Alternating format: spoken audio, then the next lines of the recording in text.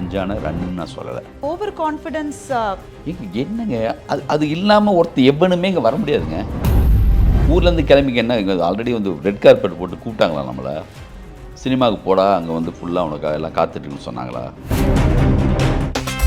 No compromise. உங்க சைடுலயும் எங்க சைடுலயும் it's a GT promise. Medway hospitals, ஆரோக்கியத்திற்கான சிறந்த வழி.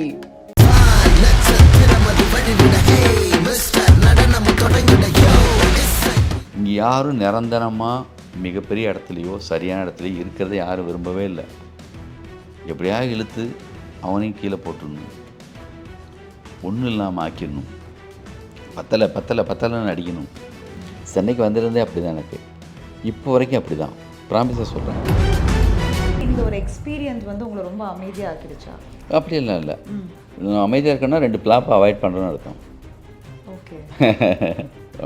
மிகப்பெரிய படமாக மகாபாரதம் பண்ணுறதுக்கான ஒரு பெரிய வேலையில் நான் இறங்கினேன். என்ன தான் ஒருத்தரை தூக்கி வச்சு புகழ்ந்தாலும் அது தாங்குகிற சக்தி இல்லாட்டினா ஊந்து விழுந்துருவாங்க. அது ரொம்ப நாளைக்கு நிற்காது. அதனால் வந்து என்னென்னா, எப்பயுமே வந்து என்னென்னா, தோல்வியை கூட தாங்கிக்கலாம், வெற்றியை தான் தாங்க முடியாது. வெயிட் பண்ணிகிட்ருக்கேன். பக்கத்தில் அந்த யானை பாகம் வந்து டக்குன்னு ஏதோ ஒன்று பண்ணிவிட்டான் யானையை. அந்த யானை சாப்பிட்டுட்டே இருந்த வாயில் அந்த மொத்தத்தையும் என் மூஞ்சியில் பழக்கன்னு துப்பிடுச்சு. மூஞ்சி மொத்தம் அடிக்குதுங்க. சைடில் நின்று எல்லாம் சிரிச்சிட்டாங்க. உங்களை மட்டும் சொல்ல, சில டிரெக்டர்ஸும் ஆக்டர்ஸும் சரி, மேபி அதில் நடித்ததுனாலும் அந்த படம் எடுக்கப்பட்டதுனாலும் சம்டைம்ஸ் அந்த ஸ்டேஜோ இல்லை மேபி அந்த க்ரௌட்ஸை பார்க்கும் பொழுது நம்மள அறியாமே we tend to get exaggerated. இல்லை, அது ஒரு ஒரு உள்ளேருந்து ஒரு சந்தோஷம் வரும்னு சொல்லுவாங்க. மேபி அந்த ஓவர் கான்ஃபிடென்ஸ் சில வார்த்தைகள் நம்ம பேசும்பொழுது, இப்போ நீங்கள் சொல்கிறது என்னென்னா, நான் வேற ஒரு விஷயத்துக்காக பேசின வார்த்தையை தூக்கி இந்த படம் ரிலீஸ் டைமில் போட்டு அது கான்ட்ரவர்சியாக மாறிச்சுன்றீங்க.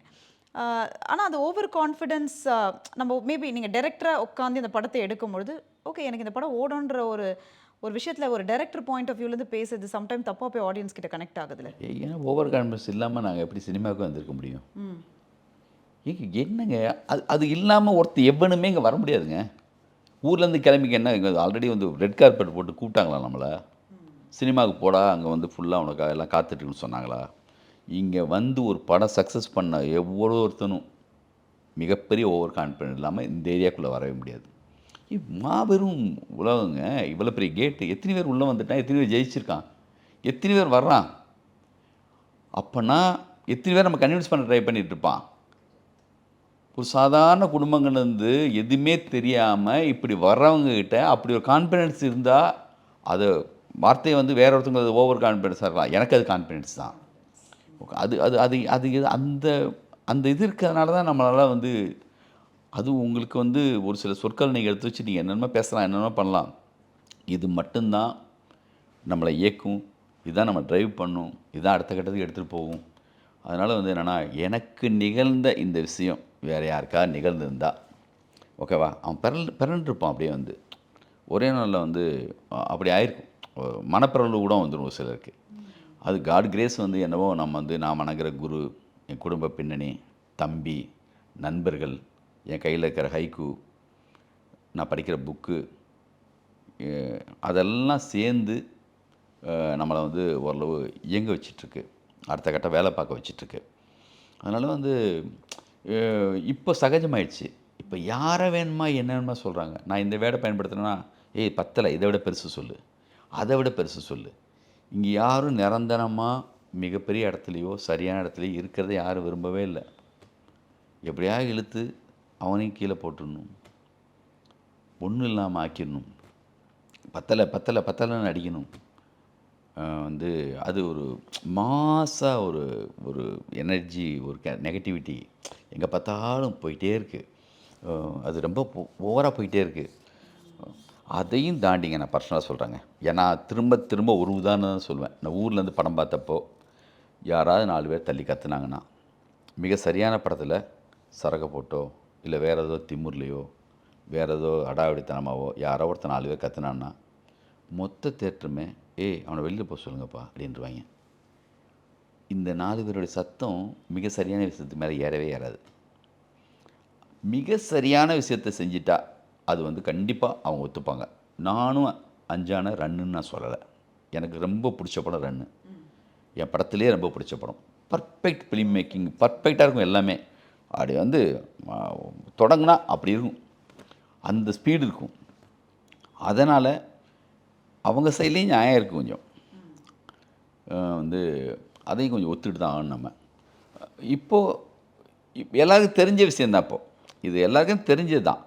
அதனால தான் இந்த வெற்றி தோல்வியை பற்றி கவலைப்படாமல் இது ஒரு விதமான ஒரு இது அதுக்கு சரியான வார்த்தை தேடிட்டு இருக்கேன். இது நான் இப்போ பண்ண வேலைக்கு வந்து நான் அந்த வேர்டு வந்து எனக்கு காயினாக பண்ணி சொல்ல முடியல. இது வந்து நான் எனக்கு எங்கள் திருப்திக்காகவும் செஞ்சுருக்கோங்க. அப்படி வச்சுக்கோங்க, ஜனங்க பார்க்கட்டும், அவ்வளோதான். Super sir. நீங்கள் என்ன இவ்வளோ அழகாக ஒரு விஷயம் நீங்கள் சொன்னாலும் அந்த ஓவர் கான்ஃபிடென்ஸ் உங்களை மாதிரி டைரக்டர்ஸ்க்கு இருக்கிறது தப்பே இல்லைன்னு தான் நான் சொல்வேன். நான் சொல்கிறதுக்குள்ளே நீங்கள் அதுக்கு பதில் கொடுத்ததுனால நான் திருப்பியும் சொல்கிறேன். ஏன்னா இப்போ இந்த படத்துலேயே நீங்கள் சொன்ன மாதிரி சூர்யா சார் எத்தனையோ படங்கள் நடிச்சிருந்தாலும் இந்த லுக் வைஸ், ரெண்டாவது அந்த டூத் பிக்கான ஒரு ஸ்டைல், அவரோட ஹேர் ஸ்டைலில் அன்னைக்கு அந்த கட்டத்தில் எத்தனை சலூன்ஸில் எத்தனை பசங்க அந்த ஸ்டைல் வேணும்னு இந்த 3 விஷயத்தை ஃப்ரேமாக கட் பண்ணி இந்த படத்தில் நம்ம பேசலாம். Which still speaking about the film which is great about you. இந்த சின்ன சின்ன நுவான்சஸ் படத்துலலாம் எப்படி லிங்குசாமி சார் யோசிச்சிங்க? ஸ்பெஷலி அந்த டூத் பிக்கான ஒரு விஷயம், அது யூஸ்வலாக அந்த சிகர் எடுத்து போட்டால் பசங்களுக்கு அது ஒரு ஸ்டைல் கொடுக்கும் இல்லையா? அதுதான் அப்படி இருந்த ஒரு பிம்பம்.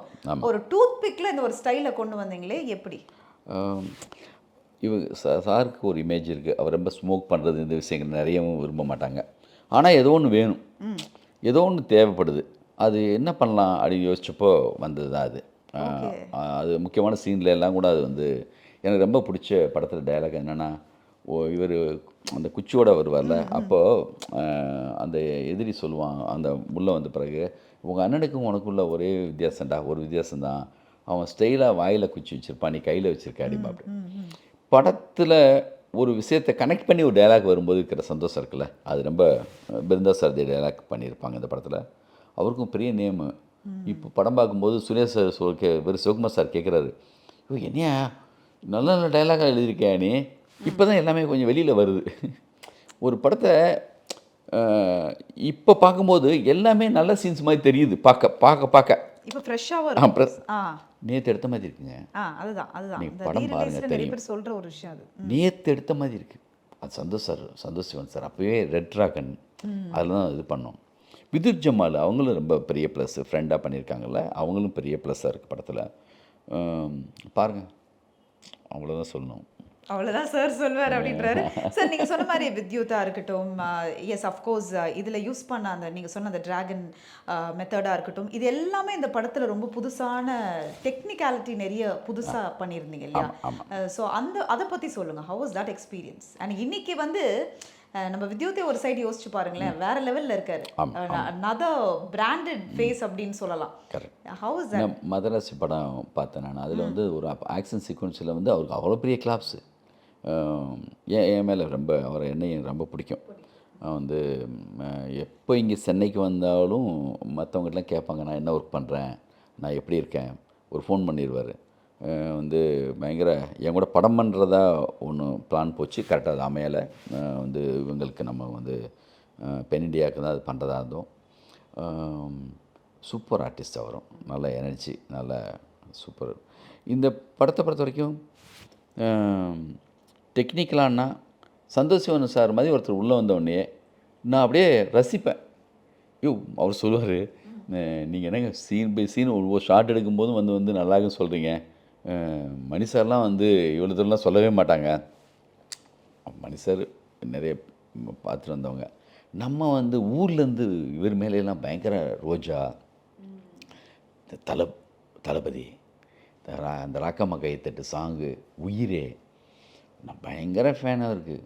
என்ன கேமராமேன்டா, அவரே என் கூட ஒர்க் பண்ணுறாங்கிறப்போ அப்படியே வந்து நான் வந்து ஃபேன் மாதிரி நான் வந்து ரசித்து நான் எனக்கு ரன் பண்ணும்போது ஜீவா சார் சொன்னார், அவருடைய படம் சிறைச்சாலை எனக்கு வந்து ஆலோலங்கிலி தோப்பிலே குட்டி குட்டி ஷார்ட்ஸ் அப்படி எடுத்திருப்பாங்க. லிங்கு நீ சந்தோஷம் சாரோட ஒரு படம் பண்ணுன்னு சொல்லிட்டு 2 டயத்தில் சொன்னார் ஜீவா சார் பிசி சார்கிட்ட ஒர்க் பண்ணியிருக்காரு. அவர் கேமராமேனாக வந்து சந்தோஷம் சாரே ரொம்ப பிடிக்கும், நீ ஒர்க் பண்ணு, உனக்கு ரொம்ப சிங் ஆகணும்னு அப்போவே சொன்னார். உண்மையிலே சொல்லணுன்னா அவங்க அசிஸ்டன்ஸ்லாம் சொல்லுவாங்க, சார் என்ன சார் உங்கள் கூட இவ்வளோ ஃப்ரெண்டு மாதிரி பயங்கரமாக ஃபீல் பண்ணுறாங்க, 2 பேருக்குள்ளே செம்ம நல்லாயிருக்கும், நல்லா. ஆமாம். உண்மையிலேயே நான் பாம்பேயில் முழுக்க நான் வந்து அங்கேயே போய் ஸ்டே பண்ணிட்டேன். ஒரு குறைந்தபட்சம் ஒரு 110 115 நாள் ஷூட் பண்ணியிருப்போம்னு நினைக்கிறேன். 3 ஷெட்யூலாக பண்ணியிருப்போம். ஒரு ஷெட்யூல் மட்டும் கோவா போயிருந்தோம். பாம்பேயில் தான் இருக்கேன். எனக்கு அப்படியே இந்த பாம்பேயில் இருந்த அந்த மூடு எல்லாம் எனக்கு இப்பயும் இருக்குது. இருக்கு. ஆமாம். அண்ட் சார் சரி படத்தை பற்றி நம்ம தொடர்ந்து பேசலாம் சார். பட் அதுக்கு முன்னாடி ரொம்ப நடுவில் அப்படியே குவைட்டாக ஆகிட்ட மாதிரி எங்களுக்கு எல்லாருக்குமே அது ஃபீல் ஆச்சு. லிங்குசாமி சார் பிகாஸ் நிறைய படங்கள் கொடுத்தவர், நிறைய இடத்துல உங்களை பார்க்க முடியும். பட் நடுவில் வந்து மேபி இந்த ஒரு எக்ஸ்பீரியன்ஸ் வந்து உங்களை ரொம்ப அமைதியாக ஆக்கிடுச்சா? அப்படியெல்லாம் இல்லை. அமைதியாக இருக்கேன்னா 2 பிளாப்பை அவாய்ட் பண்ணுறேன்னு அர்த்தம். ஓகே. சரியாக ஒன்று வரணும்ல, ஸ்கிரிப்ட் அமையணும். நடுவில் என்னென்னா இந்த 2 வருஷம் வந்து நான் வந்து ஒரு பெரிய எஃபோர்ட் வந்து எதுக்காக போட்டோம்னா மகாபாரதத்துக்காக. மிகப்பெரிய படமாக மகாபாரதம் பண்ணுறதுக்கான ஒரு பெரிய வேலையில் நான் இறங்கினேன். அது சரியாக ஆர்டிஸ்ட் எல்லாமே அமைஞ்சு வரல. பட்ஜெட்டும் ரொம்ப பெருசு. அந்த பட்ஜெட்டுக்கு அப்படி ஒரு ஆர்டிஸ்ட்லாம் வந்தால் தான் அதை அப்படி கொண்டு போய் சேர்க்க முடியும்.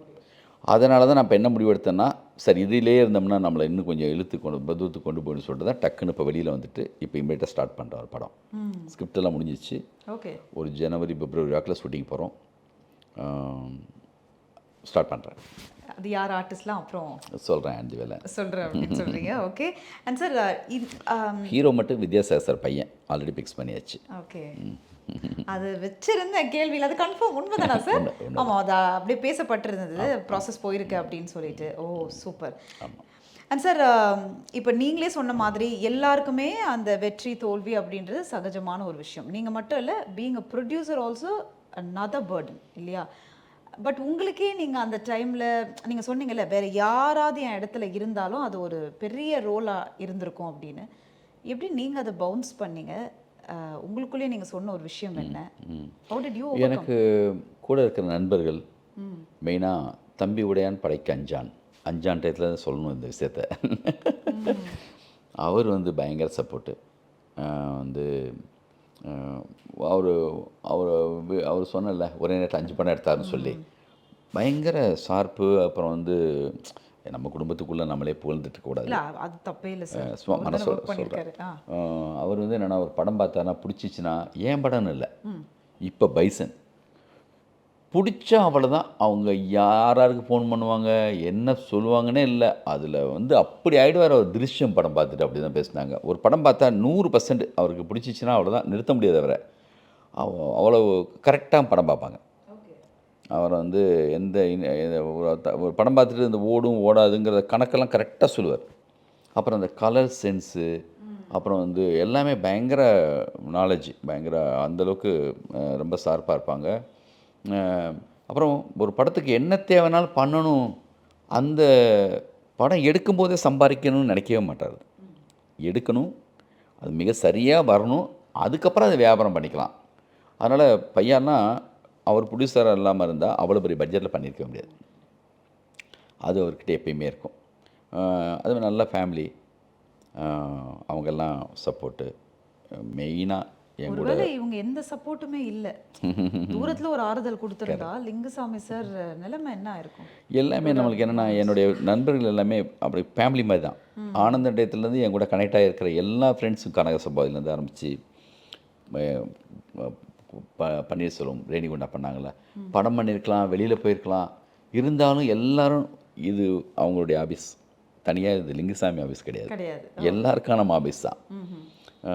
என் ரூம்மேட்டாக இருந்த மணிபாரதியிலேருந்து ஆரம்பித்து நந்தா பெரியசாமி, திருமாணிக்கம் எடுத்தவங்க அவங்க, என்னுடைய பிரபு அசிஸ்டண்ட்டு விஷ்ணு, பழைய அசிஸ்டன்ஸ்லேருந்து ஆரம்பித்து எல்லாரும் நல்ல நல்ல நண்பர்கள், நல்ல கவிஞர்கள் எல்லாமே தேடி வருவாங்க, கூட இங்கே தான் இருப்பாங்க.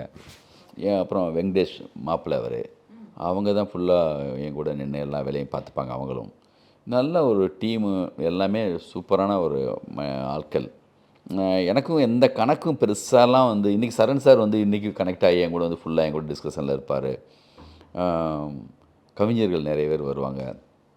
இதெல்லாம் கலந்து தான் நம்மளுடைய வந்து அலுவலகம், நான் எல்லாரும் இருக்கிற ஒரு விஷயம் தான் லிங்குசாமி சார் அப்படின்றீங்க. கரெக்ட். ஓகே. அண்ட் சார் இன்றைக்கி சினிமா நிறைய மாறி இருக்கு, நிறைய புது புது டைரக்டர்ஸ் வராங்க.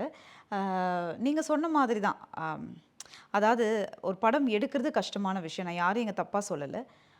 ஆனா அந்த படம் பல வருடம் கழித்தும் நம்ம பார்க்கும்பொழுதுல that's a cult film, that's a best film அப்படின்னு சொல்றது தான் ஒரு டைரக்டருக்கான பிக்கெஸ்ட் அவார்ட் அப்படின்னு நான் பார்க்குற ஒரு ஆடியன்ஸா. அந்த மாதிரி எப்பவுமே லிங்குசாமி சாரோட நிறைய படங்களை நம்ம சொல்லலாம். திருப்பதி பிரதர்ஸ் அப்படி போயிடலாம். நிறைய படங்கள் நம்ம சொல்லலாம். ஆனா இன்னைக்கு வரக்கூடிய டைரக்டர்ஸ் டேக்கிங் ஒன் ஃபிலிம் அடுத்த செகண்டே வந்து ஒரு ஒரு மாஸ் டைரக்டர்ஸ் அப்படின்ற ஒரு பிம்பமும் வெளியில எல்லாம் கிரியேட் ஆகுது இல்லையா? இது ஒரு டைரக்டர் பாயிண்ட் ஆஃப் வியூவாகவும் நான் உங்களை கேட்குறேன். ஒரு ப்ரொடியூசராகவும் இது எப்படி பார்க்குறீங்க? இன்னைக்கு சினிமா ரொம்ப ஃபாஸ்ட்டாக அப்டேட் ஆகிற மாதிரி இருக்கு. இது ஹெல்த்தியா இருக்குன்னு நினைக்கிறீங்களா? ஏன்னா மே- அடுத்தடுத்து நிறைய படங்கள் ரிலீஸ் கொடுக்குறாங்க. இல்லைங்க, ஒரு விஷயம், என்னதான் ஒருத்தரை தூக்கி வச்சு புகழ்ந்தாலும் அது தாங்குற சக்தி இல்லாட்டினா ஊந்து விழுந்துருவாங்க. அது ரொம்ப நாளைக்கு நிற்காது. அதனால் வந்து என்னென்னா, எப்பயுமே வந்து என்னென்னா, தோல்வியை கூட தாங்கிக்கலாம், வெற்றியை தான் தாங்க முடியாது. வெற்றியை தாங்கிறதுக்கு தான் நம்ம சக்தி வேணும். அது வந்து நம்மளை வந்து பயங்கர இதாக்கிரும். அதனால் நம்ம யாரும் எதுவும் செய்ய தேவையில்லை. அப்படி யாராவது அப்படி கண்ணில் பட்டாச்சுன்னா, எனக்கு தெரிஞ்ச சமீபத்தில் நான் யாரையும் அப்படி பார்க்கல. யாரை அப்படி மிக சரியான எனக்கு நல்ல நண்பர்கள் இப்போ சமயத்தில் ஜெயிச்ச முக்கியமான எல்லாமே நல்ல நண்பர்கள் தான். நல்லா தான் இருக்குன்னு தோணுது எனக்கு. நல்ல முக்கியமானவங்கெல்லாம் நிறைய டைரக்டர்ஸ் வந்திருக்காங்களே, நல்லாயிருக்கு. ஸோ அது சினிமான்றது ஒரு இன்னைக்கு காலகட்டத்தில் அது ஒரு ஹெல்த்தியாக தான் போகுதுன்னு நீங்கள் நல்லா யூ இருக்கு, பிலீவ் நல்லா இட்? இருக்கு. Good. For a week so many movies are getting released இல்லை? மக்களே கன்ஃபியூஸ் ஆகிற ஒரு ஸ்டேஜ் நிறைய நடக்குது. அவங்களுக்கு தெரியும். அப்படியா? நீங்கள் பாருங்கள், எல்லா படத்துக்கும் ஓப்பனிங் வந்துடுறது. ஏன் ஒரு சில படங்களுக்கெல்லாம் இவங்க முதலே வரணும்னு நினைக்கிறாங்கன்னு அது அப்போ இருந்தே அந்த டைட்டில்லேருந்து அவங்க ரகசியமாக நம்மளுக்கே தெரியாமல் நம்ம ஒன்று ஒன்று கொடுக்கும்போதும் அவங்களுக்கு போயிடுது.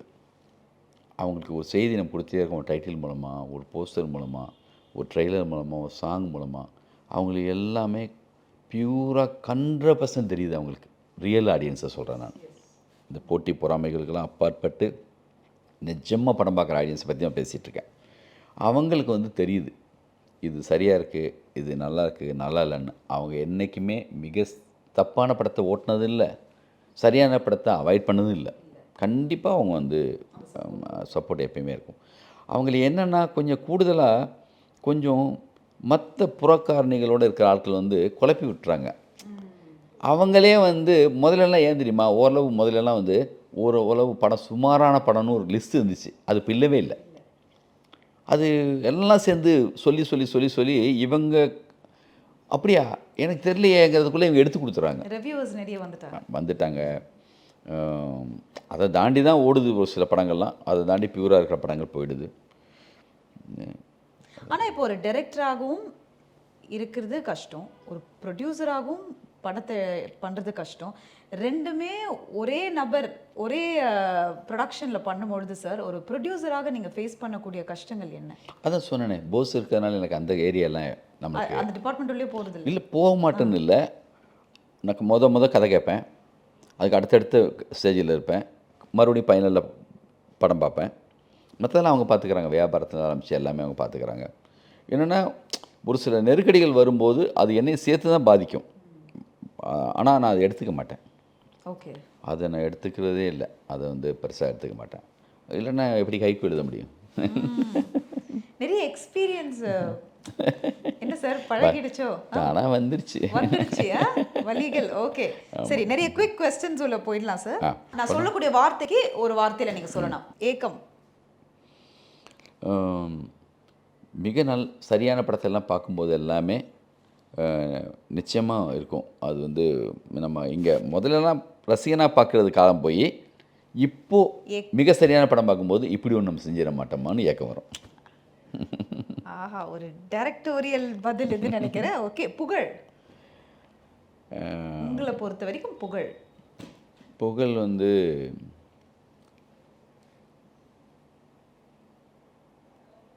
நம்ம வேலை தான் செய்யணும். மனசோட உண்மையாக நிஜமாக கரைஞ்சி ஒர்க் பண்ணும்போது அது தானாக வரும். அதை வந்து ரொம்பவும் தலைக்கு ஏற்றிக்கூடாது. ஓகே, மன்னிப்பு. தமிழ் எனக்கு பிடிச்ச வார்த்தை. ஓகே, நன்றி. என்னுடைய நன்றியை நான் எப்படி காட்டுவேன்னா, எந்த பெரிய விழாவில் கூட சவுதி சாரை பார்த்தா காலைல விழுந்துருவேன். ஓகே. அவங்க எனக்கு வந்து முத படம் கொடுத்தவங்க. லைஃப்பில் வந்து என்னென்னா, நினச்சி பார்த்து கூட 10 வருஷம் கழிச்சு கூட சரிதான், நம்ம வந்து செலுத்த மறந்த விஷயம்னு சொல்லி நினச்சோம்னு சொன்னால், தேடி போயாவது அந்த நன்றியை காட்டிட்டு வந்துடணும். வந்து தாமதிக்கவே கூடாது அதுக்காக. ஆனால் வாழ்க்கை மொத்தமும் அது வந்து நம்மகிட்டேருந்து போச்சுன்னு சொன்னால், நம்மளுடைய படைப்பாற்றலே போச்சுன்னு அர்த்தம். ஓகே. உங்களை சார்ந்த ஆட்கள் உங்களுக்கு நன்றியாக இருக்காங்கன்னு நினைக்கிறீங்களா சார்? அது நான் யோசிக்கவே மாட்டேன். அதை பற்றி யோசித்ததில்லை. நான் எனக்கு அப்படி நெகட்டிவான ஆட்களோ லைஃப்பில் வந்து என் கூட பர்சனலாக இருக்கிற ஆட்கள் யாருக்குமே வந்து என்னென்னா, நான் அந்த ஏரியாக்குள்ளே நான் பார்த்ததும் கிடையாது. நான் எதிர்பார்க்கவும் மாட்டேன். ஓகே. அங்கீகாரம் நீங்கள் கரைஞ்சி உண்மையோட மனசோட வேலை செஞ்சீங்கன்னா அது தானாக கிடைக்கும். அதுக்காகவே வேலை செய்யக்கூடாது. நீங்கள் உங்களுக்கு பிடிச்சதை செஞ்சீங்கன்னா அது தானாக வரும். பணம் நீங்கள் ஒர்க்கு தான் பண்ணணும், அது தானாக வரும். அது வந்து அதெல்லாம் எடுத்துகிட்டு அங்கே வந்தோம். ஊர்லேருந்து கிளம்பி வரும்போது என்ன, நம்மக்கிட்ட ஒரு தாட் இருந்துச்சு, நம்ம வந்து வந்துடும்னு நம்பிக்கை இருந்துச்சு. ஒரு அதுதான் வந்து உங்களுக்கு பணமாக மாறும். வந்து பணம் தேவை தான்.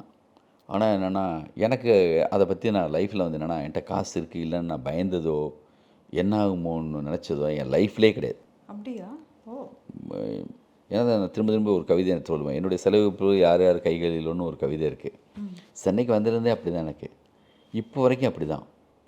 எனக்கு காலம் மொத்தம் எனக்கு கொடுக்கறதுக்காக நல்ல நண்பர்கள் எப்பயும் வந்துகிட்டே இருப்பாங்க. எனக்காக அத்தனை பேர் இருக்காங்க இப்பயும். ப்ராமிஸாக சொல்கிறேன். இவ்வளவு சோதனையிலையும் நீ வச்சுக்கோங்க சார், பார்த்துக்கலாம் சார், அப்படி பெரிய விஷயமா நினைக்காத, நீங்கள் வந்து எனக்கு கண்ணீரே வந்துடும் ஒரு சில நண்பர்கள் என்ன நினச்சி பார்த்தா. எங்கள் அம்மாவை ரொம்ப பிடிக்கும் அவங்களுக்கு. எங்களுக்கு ஒரு கடன் கொடுத்துருக்காரு அவர். ஆனால் வீட்டுக்கு வர சொன்னால் வரவே மாட்டார். ஏன்னா நான் வந்தால் அம்மாலாம் வந்து ஒரு வேளை கடன் வந்து சார்பான ஞாபகம் வந்துடுமோ சொல்லி வராமல் இருப்பார். தெய்வப்பிறவின்னு சொல்லுவாங்களா, அந்த கேட்டகரியில் இருப்பாங்க அவங்கெல்லாம். வந்து ரொம்ப மிக சரியான நபர்களை நான் வந்து எவ்வளவு இந்த பக்கம் இந்த கிரைசிஸையும் சந்திச்சோமோ, அந்த காலகட்டத்தில் இந்த மாதிரி நபர்களையும் நான் சந்திச்சிருக்கேன். அதனால் ரொம்பவும் அது பின்னாடி ஓடிட்டே இருக்கணும்னு இல்லை, அதெல்லாம் ஒன்றுமே கிடையாது, நத்திங்க. அது வேணும் ரொம்ப, அது அப்படி சொல்ல வரல நான். அதான் அது ஓகே. அந்த மாதிரி போயிடலாம் சார். திருப்பி அந்த கேள்வி உள்ள வர அவமானம் 5ஆம் டயத்தில் கேட்க வேண்டிய கேள்வியை கேட்குறீங்க. இல்லை, பொதுவாக சொல்லுங்கள் சார், நம்ம அதோட கனெக்ட் பண்ண வேணாம், பொதுவாகவே சொல்லுங்கள். அவமானம் ஒன்று சொல்லட்டுமா? நீங்கள் பெரிய வேலையை நோக்கி இருக்கும்போது உங்களுக்கு எந்த அவமானம் பாதிக்காது, உங்களை தொடவே தொடாது. அதுக்கு ஒரு உதாரணம் சொல்கிறேன். ஷூட் பண்ணுறதுக்காக இருக்கேன். அப்போ வந்து ஒரு மாலை வர்றதுக்காக ரொம்ப நேரம் வெயிட் பண்ணிகிட்ருக்கோம். அப்போ வந்து வெயிட் பண்ணிகிட்ருக்கேன். பக்கத்தில் அந்த யானை பாகம் வந்து டக்குன்னு ஏதோ ஒன்று பண்ணிவிட்டான் யானையை. அந்த யானை சாப்பிட்டுட்டே இருந்த வாயில் இருந்த மொத்தத்தையும் என் மூஞ்சியில் பழக்கன்னு துப்பிடுச்சு. மூஞ்சி மொத்தம் அடிக்குதுங்க. சைடில் நின்று எல்லாம் சிரிச்சிட்டாங்க. எனக்கு ப்ராமிஸாக சொல்கிறேன், என் தாட்டு மொத்தமும் இந்த மாலை வரணும், ஷூட் பண்ணணும், ஷார்ட் எடுக்கணும், இந்த படம் அப்படி இருக்கிறதுனால எனக்கு சின்னதாக கூட அது அவமானமாக நினைக்கவே இல்லை. துளி கூட நினைக்கலை. ஏன்னா என் நினப்பெல்லாம் என்னுடைய தாட்டெல்லாம் வேற எங்கேயோ இருக்குது, வேறு விஷயத்தை நோக்கி இருக்குது. அதனால் உங்களுடைய சிந்தனை, உங்களுடைய தாட் ப்ராசஸ்ஸு அதெல்லாம் உங்களுக்கு பெருசாக இன்றைக்கி தானேங்க அது அவமானம். நாளைக்கு அதை தான் சொல்கிறேனே, நான் 1/4 கிலோ தக்காளி வாங்க காசு இருக்காதப்போ நான் வந்து எம்ஜிஆர் நகர் மார்க்கெட்டில் ஃப்ரெண்ட்ஸோடு இருக்கும்போது, நோட் பண்ணிக்காங்கடா, ஃப்யூச்சரில் இதெல்லாம் வந்து பேட்டி கொடுக்குறது கண்டென்ட்டான்னு சொல்லுவேன் நான். ப்ராமிஸ். இன்றைக்கி சலீல் ஜாவித் 2 ஆங்கிரி மேன்னு சொல்லிட்டு அவங்கள பற்றி ஒரு டாக்குமெண்ட்ரி பண்ணியிருக்காங்க. அதில் அந்த ஜாவித் சொல்லியிருக்காங்க ஒரு வார்த்தை. நான் வந்து கதை சொல்கிறதுக்காக வந்து போகிறப்போ என்னுடைய ஜிப்பா கிழிஞ்சிருக்கும். இது 4வது தடவை 5வது தடவை தைச்சி போட்டு இந்த பாம்பே தெருக்கள் நடந்து போகிறப்போ நான் யோசிப்பேன், ஃப்யூச்சரில் என்னை பற்றி யாராவது வந்து இந்த மாதிரி கேட்க வருவாங்க, அப்போ சொல்கிறதுக்கு கண்டென்ட்னு நினச்சிக்கிட்டேன். ஒரு ரைட்டராக இருக்கிற ஒரு ஆள் கனவோடு இருக்கிறவங்களுக்கு, மிகப்பெரிய அச்சீவ்மெண்ட் நோக்கி இருக்கிறவங்களுக்கு இந்த சொல்லு இருக்குல்ல, அது லைஃப்பில் வரவே வராது. Okay, thank you sir. Sir, we wish you all the best. Yes, எல்லா என்ன சொல்கிறது, எல்லா சக்ஸஸ்க்கு பின்னாடி எப்போவுமே பல விஷயம் மைண்டில் ஓடிட்டே இருக்கும். அந்த மாதிரி உங்களோட மிகப்பெரிய ஓட்டம், தேடல் எல்லாத்துக்கான ஒரு பதில் கூடிய சீக்கிரம் அஞ்சான் மூலியமாக அந்த வெற்றி பயணம் உங்களுக்கு மீண்டும் தொடரணும். ஆல்ரெடி இருக்கு உங்க கூட, பட் இன்னும் பேக் டு பேக் தொடர்ந்து நிறைய படங்கள் பண்ணணும். We always welcome you sir. நீங்கள் சொன்ன படம் ரிலீஸ்க்கு அப்புறம் பண்ணிக்கலாம். மீண்டும் சந்திப்போம். நிச்சயமா. என்ன சொல்ல விரும்புறீங்க மக்களுக்கு? நான் இப்பயும் நான் டைரக்டராக என்றைக்குமே நினச்சதே இல்லை. நல்ல ஒரு ரசிகனாக ஒரு அப்படி தான் நான் நினைக்கிறேன். நம்ம ஊர்லேருந்து பார்த்து ரசித்து வந்த படங்கள், அப்புறம் இங்கே வந்ததுக்கு பிறகு பாலசக்தி விலை மாதிரி நல்ல நண்பர்கள் இவங்களை சந்தித்ததுக்கு பிறகு இன்னும் வேறடா, இந்த சினிமாங்கிறது மிகப்பெரிய விஷயம். அதான் சொல்லுவேன், சினிமா இவ்வளோ பெரிய விஷயமா அப்படிலாம் நினைக்காமே நம்ம வந்துட்டோம். நான் ஒரு பேட்டியில் சொன்னேன் சமீபத்தில், சினிமா எடுக்கிறதும் சினிமா பார்க்குறதும் ஜாலியாக இருக்கும் பொருக்கு ரெண்டும் ஒன்று தான் நினச்ச ஆள் நல்லா. இதுக்குள்ளே இவ்வளோ பெரிய டெக்னிக்கலான விஷயங்கள் இருக்குது, இவ்வளோ பெரிய வேலை இது, அதெல்லாம் பற்றி நம்மளுக்கு தெரியவே தெரியாது. அப்புறம் அதில் தெரியணும் அவசியம் இல்லை. அந்த ட்ரீம் மட்டும் இருந்துச்சுன்னு சொன்னால், அந்த கணக்கெல்லாம் இல்லாத லாஜிக்கெல்லாம் பார்க்குற மனசு இருந்துச்சுன்னா ஒரு படைப்பாளியாக இருக்கவே முடியாது. அதனால் மறுபடியும் சொல்கிறேன், இந்த அஞ்சான் இப்போ ரீரிலீஸ் பண்ணுறது, ரீஎடிட் பண்ணி ரிலீஸ் பண்ணுறதுங்கிறது ஒரு சின்ன ஒரு அனுபவத்துக்காக எனக்கு அது எனக்கு இப்போ ஒரு சந்தோஷமாக இருக்குது. இதே ஹாப்பினஸ் அவங்க ஆடியன்ஸுக்கு எல்லாருக்கும் அது கிடைக்கணும்னு சொல்லிட்டு என்னுடைய டீம் மொத்த சார்பாக நான் கேட்டுக்கிறேன். தேங்க்யூ. ஆஹா, நோ காம்ப்ரமைஸ். உங்க சைடுலயும் எங்க சைடுலயும். It's a GT promise. Medway hospitals, ஆரோக்கியத்திற்கான சிறந்த வழி. நட்சத்திரம் அது வழிவிட, ஹே மிஸ்டர் நடனம் தொடங்கிட, யோ